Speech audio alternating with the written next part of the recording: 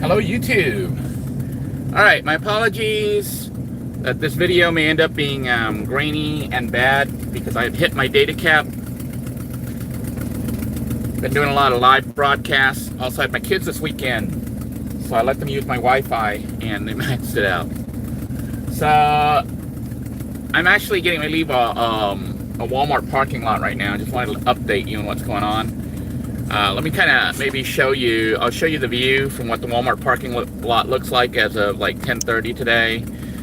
It's actually not too bad. You can see another van dweller here.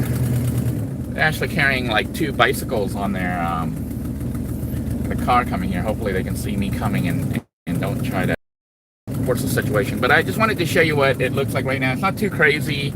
The parking lot is probably about 60-70% full. People are still calm inside, and I think the initial panic crowd is kind of like gone or settling down, so people aren't kind of freaking out.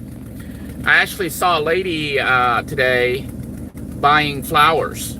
Yeah, you know, plants with flowers on them, and that made me smile because, you know, despite all the craziness and the hype and everything else going on, some people are making a conscious choice to just go about life like normal. I went inside today to buy some stuff to try to mount the solar panels and whatnot, because I need to get them out of the RV and up on the roof. But you can see it's not like super packed.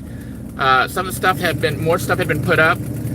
I had noticed some comments last night, and actually most of them are pretty valid, so I wanted to address them. Let me go ahead and switch back here, but just so you see what Walmart currently looks like. There is no like huge lines or anything, and people still seem pretty calm. I see a lot of older people coming this morning. And since my broadcast last night, and actually I think it happened before my broadcast, Walmart has apparently declared they're no longer going to be 24 hours, at least for the time being. And I can kind of explain to you a little bit about why, because I talked to the cashier last night after I went off the air. What happened is she said that they were having too many incidences at late night. I don't know if you saw how few staff there were in Walmart. They basically have like 1 or 2 cashiers and just the stockers. And even the stockers, I was looking at them and we saw empty aisles. So Walmart wasn't stocking, you know, like they normally do. Well, like they did when I used to work there as a stocker more than 10 years ago.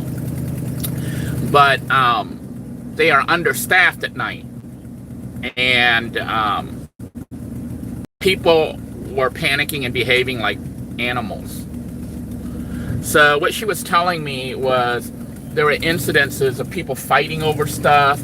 As the stockers were trying to put things out, they were like attacking the stockers, trying to get the items. You know, like pulling them off the pallets and stuff.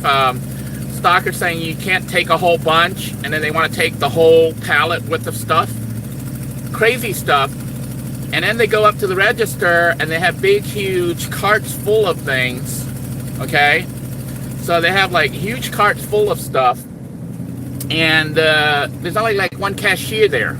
She can't handle everything. But that's not just here. Apparently that's throughout all of, at least the United States. And she was telling me that as of today, right now, today, onward, until further notice, I guess, they are limiting their hours of operation, which kind of sucks. So they're going to limit their hour of operation, I think from, I think it's like from 6 a.m., 6 or 7 a.m. to like 11:30 at night. And what that means is, if you want to get, you know, your items, your best bet is probably going there early in the morning at like 6 a.m. And she said, you know, from what I know, Walmart's official stance on this is to make it so it's more efficient when they're stocking stuff. You know, because people coming up to there asking for things, trying to get them to give them more than, you know, than a couple packets or whatever, and maybe fighting each other over the items. There's just not enough staff to handle it. Now, you know, Walmart has chosen not to increase their staff, overnight staff, to handle that. But the other issue has to do with just inventory itself. Some people were commenting that I really don't know anything about distribution, and I'm not like a distribution expert or anything. I think they're thinking that I'm saying that supplies are going to keep coming in. I think it's contrary to that. You know, there was a big, huge embargo thing going on with Trump and the saying he was going to get against China and all that. That already reduced the supply of stuff coming in. And then with the coronavirus hitting, nobody wants stuff from there. Everything got shut down. So, you know, most of the stuff that we have here in America, despite, you know, what you see in the media or whatever, saying that it's bad, Chinese stuff is bad, probably 80 or 90% of the stuff you have in this country comes from China, okay? Seeing it now. So, basically with that line of distribution cut off, you got no supplies. So some people were thinking that I said that it would get restocked every night overnight. No, that's not what I said. I said if they have anything coming in at all, that's when they would stock it, is overnight. And if you could get out there right as soon as they put it out, you can get it. Just don't be an asshole and grab all of it. Because, you know, if you're thinking that having 100 rolls of toilet paper is going to protect you, you're not even making any sense. You kind of panic. You're in panic mode. Get out of that mode. The second thing is, if you're thinking that you're surviving by stockpiling ramen noodles or hand sanitizers or whatever, you're still on the wrong track, because those are items that are not really going to protect you if the world falls apart. Okay? What I was saying is that what you want to do is get some items that you need to last at least, you know, maybe the next couple of weeks, and try to get more. And if you can't more, oh well. But if you overstock, you're making it so that the people who really need it, okay, can't get it. Like elderly people and other people who may need to get that items, like the face mask and whatnot. I was also showing substitute. People were saying, well, you know, you really need more alcohol content. I'm saying use what you have if there's nothing else available. Now, I noticed when I went in the store today, they actually had, I didn't check the grocery side, because that's where all the people were, and I didn't want to go by there with all those people walking around, you know, because that if you're gonna get infected, that's possibly where you might get it. So basically, the area I stayed at was the hardware area where I was trying to pick up stuff for mounting the solar panels and other stuff like that. But I did notice, because I went by the garden center, they have all their pool chlorine, you know, the bleach basically that's used to sterilize pools, to disinfect it. So if you couldn't find chlorine, and you know, the use of chlorine is you can put a little bit in water, and with that you can disinfect. You know, just put it in a sprayer and you can spray things and disinfect. But of course it's bleach, so if you have color, you know, color might get discolored. But the other thing about it is, if you have the chlorine from the pool, you can use that to sterilize water. You know, it's bleach. Okay, and basically that's where you can get alternative stuff. Now that stuff that they use for the pool is super powerful. It's more powerful than the stuff that's used for laundry. So you only need very little of that to you know, like disinfect or sterilize. And what I mean by that is you don't really want to use it raw. You know, you don't want to just use it out of the bottle. You want to mix it with water. I don't know what the percentage would be, but I would say a very small, like maybe a cap full to a gallon or something, or even less. That stuff is super powerful. And I wouldn't drink it for sure. Okay, that'll kill you. It's poison. So those are the kind of things you can do if you needed like disinfectants and it weren't available. Okay, but the real point I was trying to make is this: people think that they are stockpiling and they're going to be okay because they're stockpiling. If you're doing it thinking that you're going to survive because you're stockpiling, it just shows that you don't understand that you don't know how to make your own stuff. What are you going to do when you run out of toilet paper? What are you going to do when you run out of food? What are you going to do when you run out of water, drinking water? Okay, those are the things you should be looking at.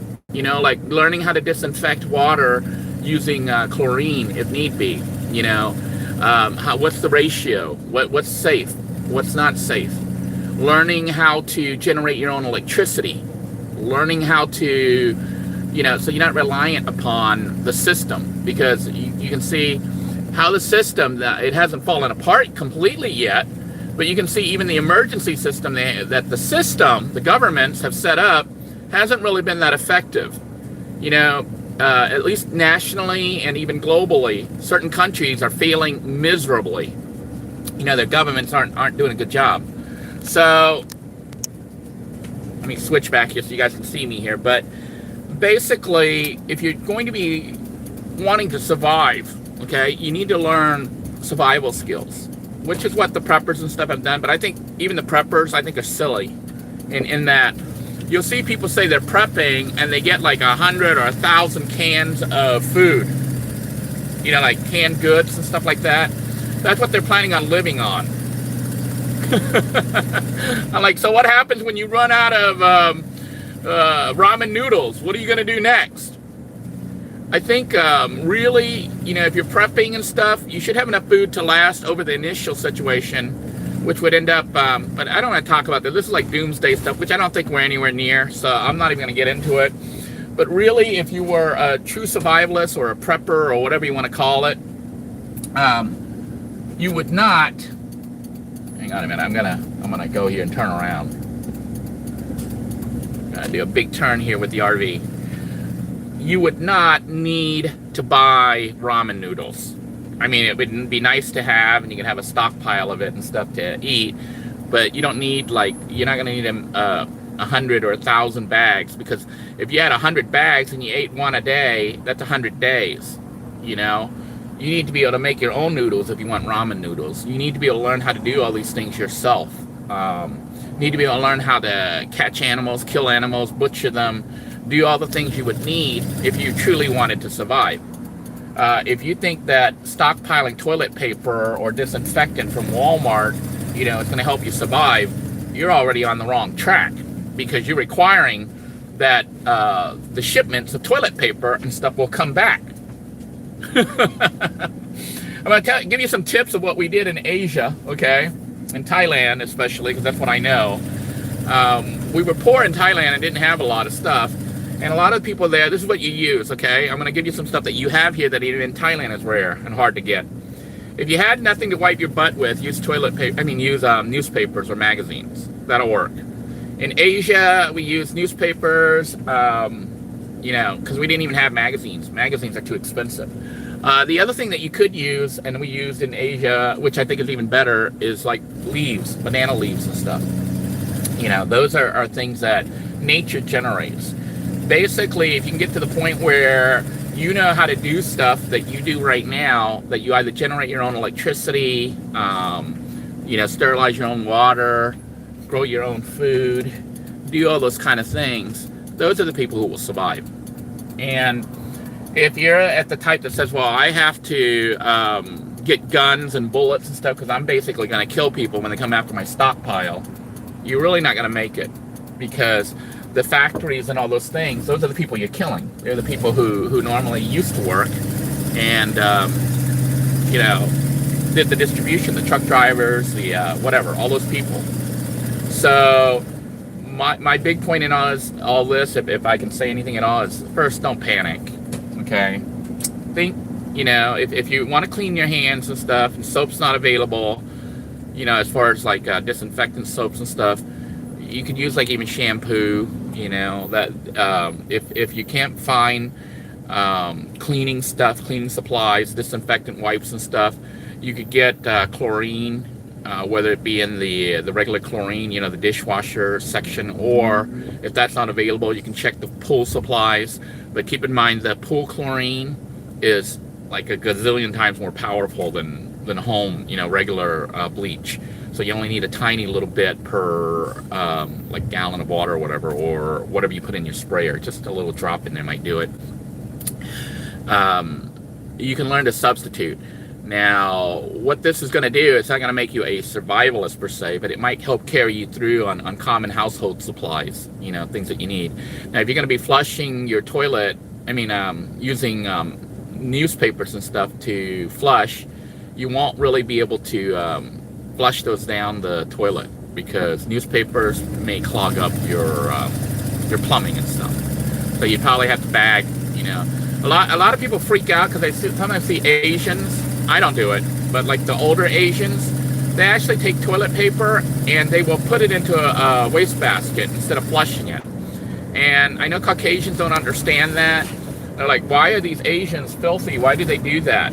Well, in Asia, normally you don't have like running water to flush, and they would actually throw that kind of stuff away. Well, America might have to start doing that if, you don't have toilet paper and you still want to wipe your butt.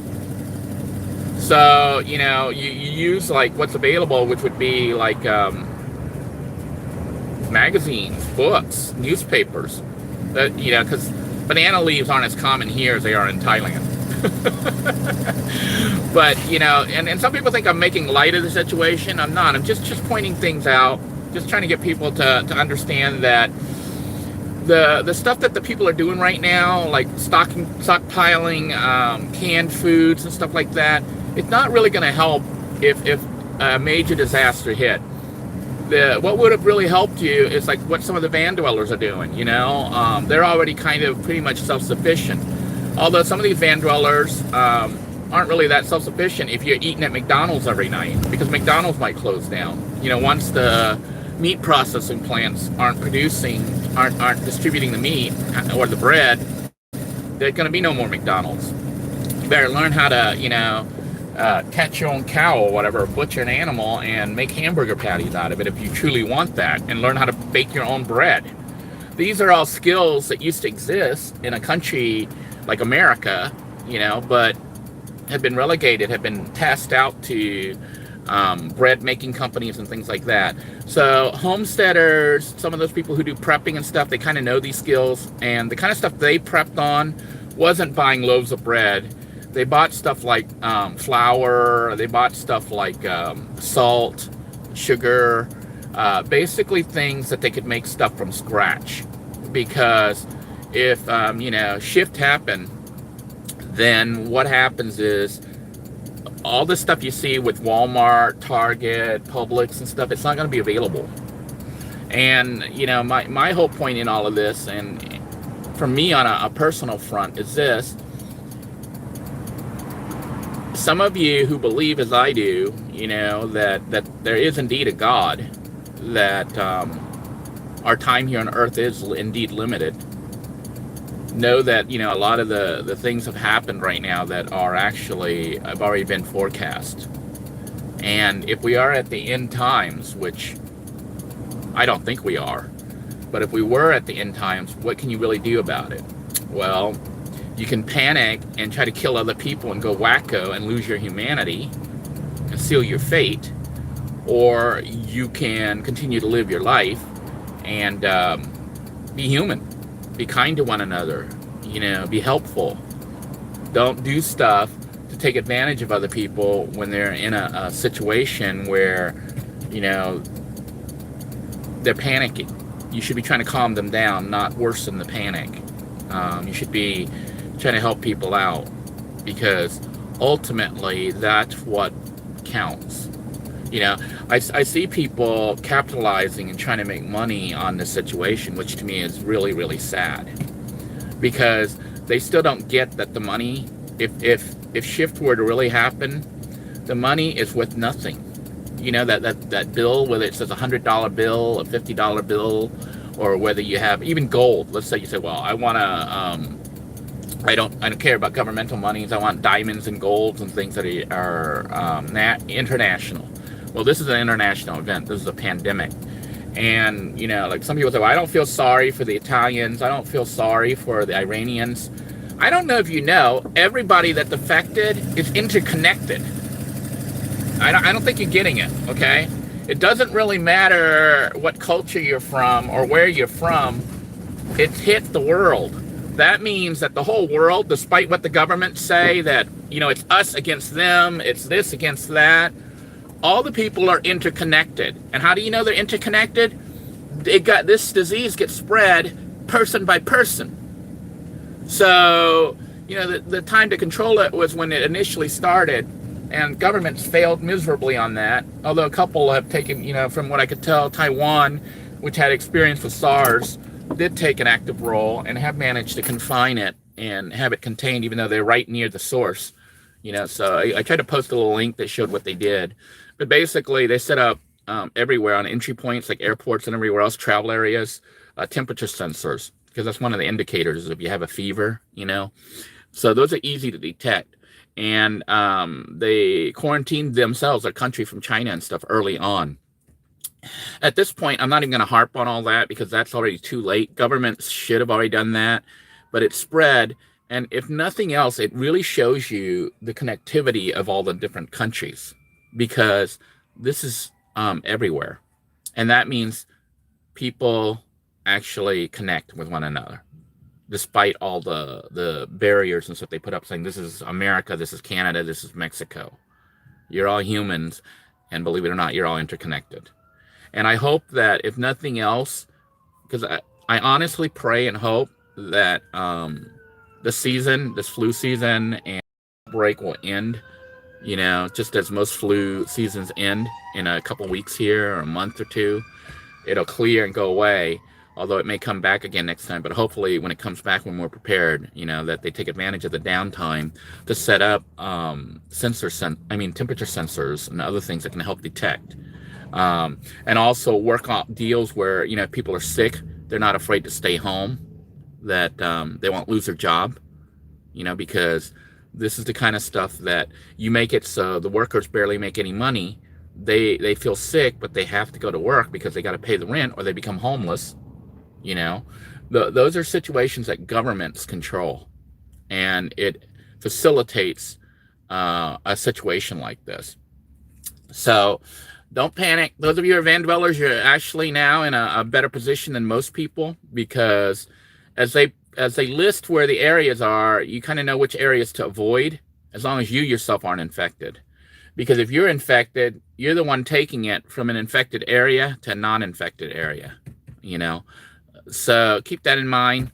My own personal feelings about it is I trust in God, and that everything is going exactly as it should, and that no matter what happens, it's exactly as it should be. And knowing that, I'm not on a panic mode. I'm not really worried. And some people say, well, what if you die? What if it affects you? And blah, blah, blah, blah, blah. It doesn't really matter. It's like you don't even have to deal with the virus. You could be driving somewhere and you get hit, you get hit by a car, you get hit by whatever. You could end up eating some food and get food poisoning, and you could get, it could go to your liver. All sorts of bad stuff can happen. I do think of each and every one of you, and that's why I'm doing these broadcasts, even with the bad internet right now. I just wanted to let you all know, don't panic. Trust in God, trust in yourself. Think, because once you stop thinking, once you're in panic mode, and you do what everyone else is doing, which is stockpiling toilet paper and hand sanitizers, you're not really fixing the problem. You're actually making it worse for yourself and for the people who actually need and can use that stuff. If you feel you need it, get one, or two. Don't be grabbing the whole case as soon as they stock it, because you don't need the whole case. Because if you did take the whole case and other people don't get it, you're helping to spread the germs, letting the germs spread. And then what happens is, let's say everybody dies out. What are you going to do then? The stalker that needed it, yeah, you got him sick and he died. He's not stocking anymore. So that's the point I'm trying to make, is don't panic. I'm actually at Home Depot. I'm going to pick up some other stuff, some mounts and whatnot, because I do need to get, I don't know if you can see all these panels here on the side here. I need to get them the heck up out of the RV. They're making the RV useless. I can't really do stuff. So I'm going to start trying to do a quick repair on the roof. Try to get the panels mounted up there. I had to order a charge controller, some wiring, and some connectors. And then I'll be actually fully off-grid capable with electrical generation on this vehicle here. So if I wanted to, I could actually leave and bug out, as long as I can catch fish or something to eat. But I'm not at that point, I'm not really honestly wanting to bug out or anything. I want to stay near my kids, keep an eye on them and make sure they're okay, spend my weekends with them, go out and do things. Like this weekend we went out to the compound, then we went out to a lake and went fishing. Just try to do fun stuff. It's not so much bugging out per se. It's more of a hanging out with my kids and spending time in an area where there aren't lots of people, to try to minimize the risk of exposure to somebody who might be sick. Now I'm going into Home Depot, which increases the risk because there's people here. Okay. Anywhere you go where there's lots of people walking around and stuff. And I do want to go by the Asian market. There's an Asian market near here to pick up some more fish sauce. So that's my emergency supply list was rice, eggs, and fish sauce, and also some Spam.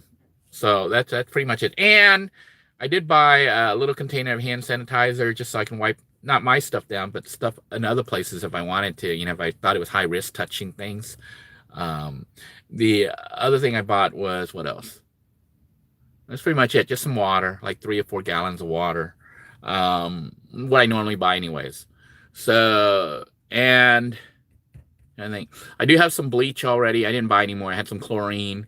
So if I needed to, I could sterilize my own water. I have the ability. I have some butane canisters I can cook. I can also generate electricity to cook. I have the generator. I'm pretty well stocked, well set. As far as food wise, I'm not really that set. But I'm like, if we run out of food, then I have to hunt or whatever. But I don't think it's going to get that far. And if it did get that far, it's the end. That's it. I'm not gonna sit there and stockpile 200 cans of tuna fish and whatnot so I can survive a whole whopping 100, 200 days and then have the people with the guns come and kill me to steal my 3 cans left of tuna. Do you understand what I'm saying? All these people who require having stockpiles of food that's been prepared, these people, well, Timothy says, don't be eating our squirrel. Honestly, if it came down to that, you might have to. That's the one thing I'm still having a struggle with is hunting. Even fishing, bothers me. But I mean, it's like I eat meat. I'm a meat eater, so I do eat meat. But the thought of having to kill other animals myself, even though I know people do it, that's what the butcher does. When you buy the meats and stuff, the hamburger patties or whatever, you buy it already pre-made. They butchered the animals. They killed them, but see, those people won't be available for you to do that for you. You're going to have to do it yourself, unless you set up your own little colony or something, and then have hunters and builders and whatnot. Then you're making a little micro society, just like we have right now.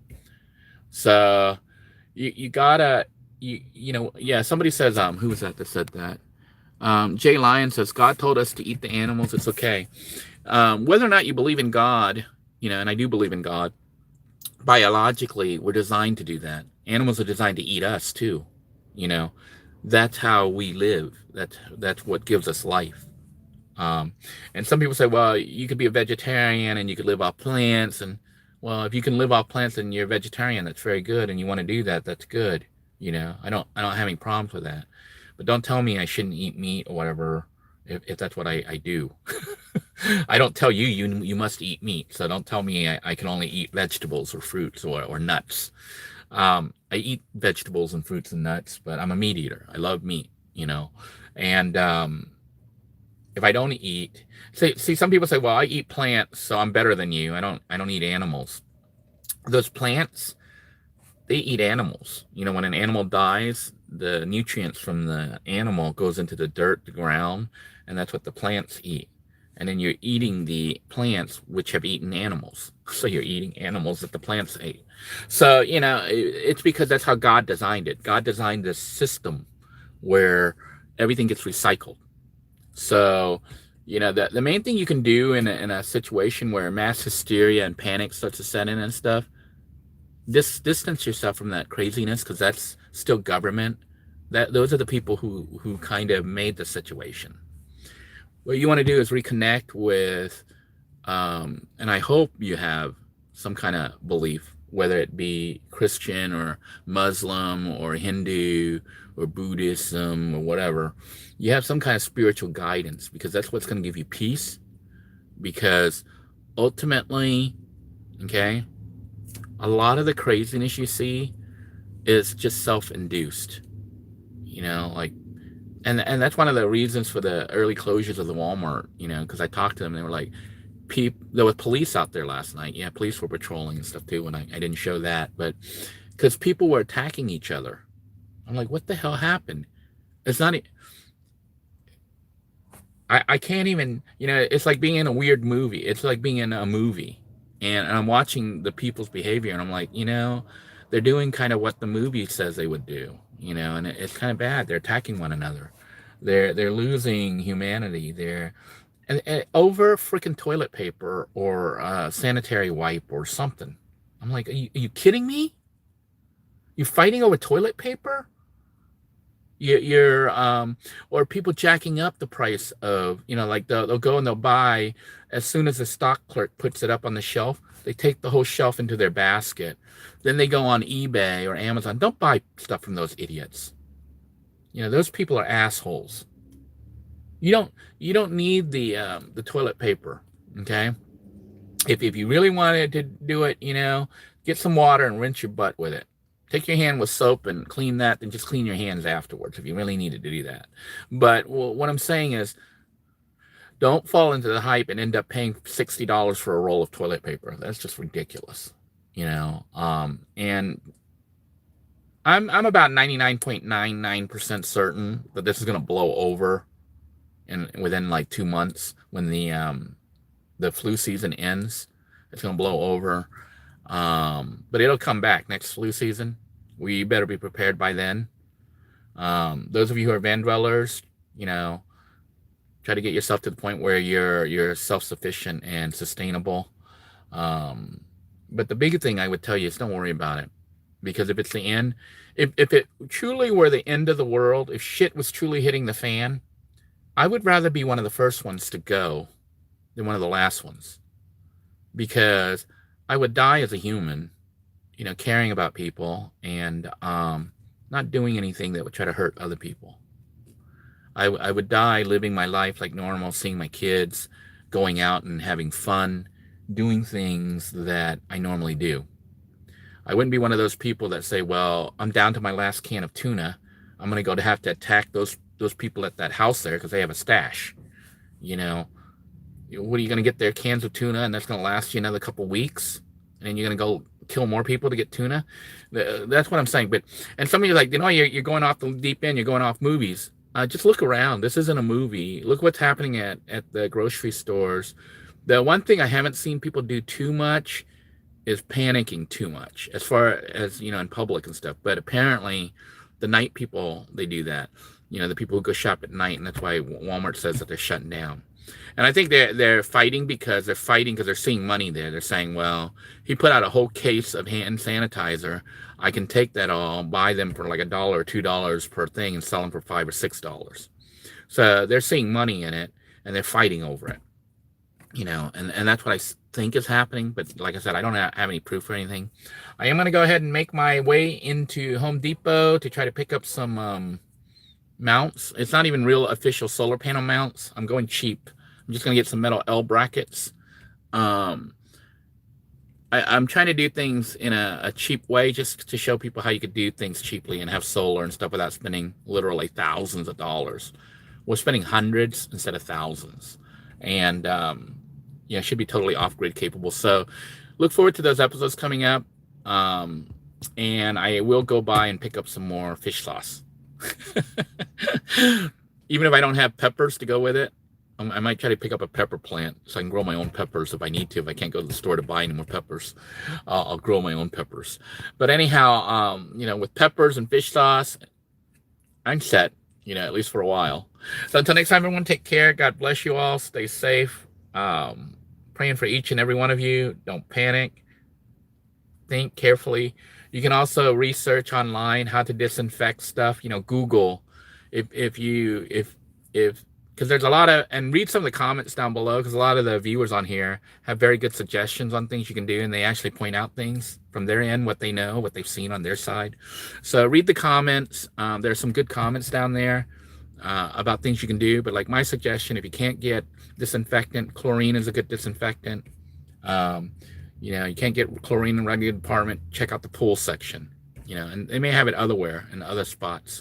But when you start thinking like that, and if you Google, just Google the stuff, most of this information will be out there. So until next time, everyone, take care. God bless you all. Stay safe, okay? And don't panic. Be kind to one another. Bye-bye now.